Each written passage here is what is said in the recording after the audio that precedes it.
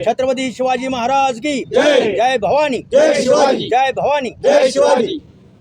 आज या ठिकाणी आटपाडी नगरपंचायतीच्या समोर गेली 9 दिवस झालं महेश दिगंबर पाटील इंजिनियर हे छत्रपती शिवरायांचं मुंबईमधलं स्मारक, समुद्रातलं स्मारक लवकरात लवकर उभं राहावं आणि ते जगानं पाहावं याच भूमिकेसाठी केवळ ते धरणं आंदोलन करतायत. या धरणं आंदोलनाला आटपाडी तालुका ज्येष्ठ नागरिक संघटनेच्या वतीनं पूर्णपणे त्यांना पाठिंबा आमचा आहे. दुसरं असं की गुजरातलं मधलं वल्लभभाई पटेल यांचं स्मारक आणि छत्रपती शिवरायांचं स्मारक हे एकाच वेळेला नियोजित झालं. सरदार वल्लभभाई पटेलांचं स्मारक होऊन आज 2-4 वर्ष पूर्ण झाली, पण या ठिकाणी 12 वर्ष पूर्ण होऊन सुद्धा छत्रपती शिवरायांचं स्मारक होऊ शकलं नाही. म्हणजे वल्लभभाई पटेलांच्या संदर्भातल्या भूमिका वेगळ्या आणि छत्रपती शिवरायांच्या पटेलांच्या भूमिका वेगळ्या. ही जर शासनाची भूमिका जर असेल तर यासारखं दुर्दैव सर्वसामान्य माणसाचं काय असावं? अरे जो रयतेचा राजा आहे, जो सर्वसामान्यांचा पोशिंदा आहे, जो सर्वसामान्यांचा रक्षक आहे, अशा प्रकारच्या राजा तुम्ही अवहेलना करता. अरे हे तर पापच आहे. हे तुम्ही फेडणार तरी कुठं आहे? एक जाणीव घ्या, या ठिकाणी छत्रपती तुम्ही प्रत्येक गोष्टीमध्ये ज्यावेळी इलेक्शन उभी राहते, ज्यावेळेला निवडणुका उभा राहतात, त्या वेळेला शाहू फुले आंबेडकर छत्रपती शिवाजी महाराजांची नावं तुम्ही घेता आणि त्याच नावावर तुम्ही काळ्या फासता. अरे अशा प्रकारची भूमिका करून तुम्हाला काय मिळणार आहे? यापेक्षा छत्रपती शिवरायांच्या पुतळ्याचं जे स्मारक जे आहे ते लवकरात लवकर उभं करण्याचा प्रयत्न करा. कारण दाखवायचे दात एक आणि खायचे दात एक हे जगाला कळायला लागलेलं आहे.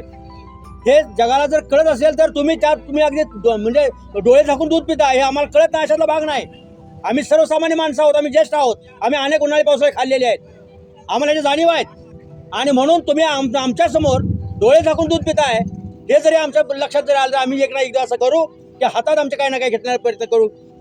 तुमच्या स्वतः हातात नाही घेण्याचा प्रयत्न करू आणि मग ही तुमची हुकुमशाही जी आहे, ही तुमची गद्दारी जी आहे, ही तुमची अवहेलना जी आहे, ही अवहेलना ही गद्दारी पूर्णपणे संपूर्ण आणण्याचा आम्ही प्रयत्न करू. आज महेश पाटलांच्या माध्यमातून आज आटपाडीमध्ये धरण आंदोलनाची एक ठिणगी पडलेली आहे की आज ना उद्या संपूर्ण आटपाडी तालुक्यामध्ये पेटेल, जिल्ह्यामध्ये पेटेल, त्यानंतर महाराष्ट्रामध्ये ठिणगी पेटेल आणि संपूर्ण भारतभर ही ठिणगी पेटल्याशिवाय राहणार नाही.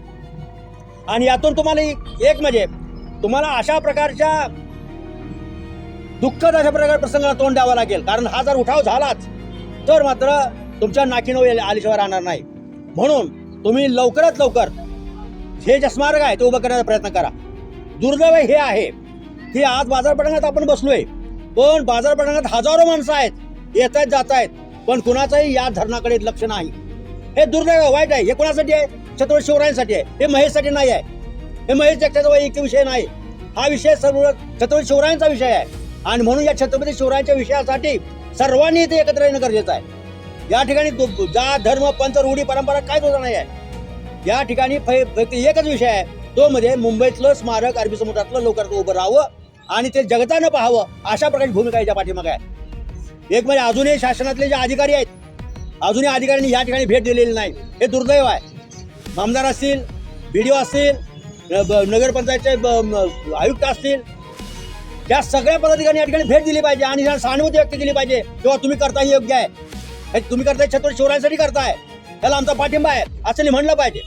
या ठिकाणी लोकप्रतिनिधी आपले जे आहेत, खासदार आहेत, आमदार आहेत, 2 आमदार आटपाडी तालुक्याला आहेत, 1 खासदार आहे. हे असून सुद्धा हे केव्हा इथे येत नाहीत.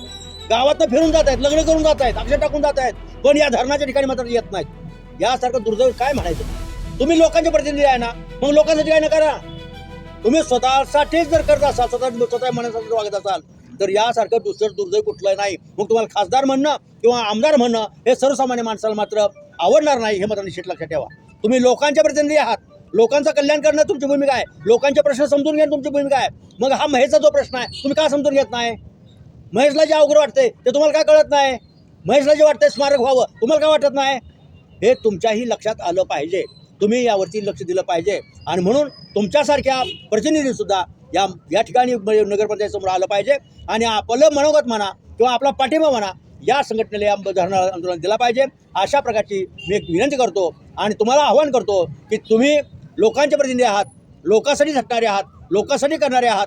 मग छत्रपती शिवरायांसाठी एवढं करा हीच एक कळकळीची विनंती करतो आणि मी थांबतो.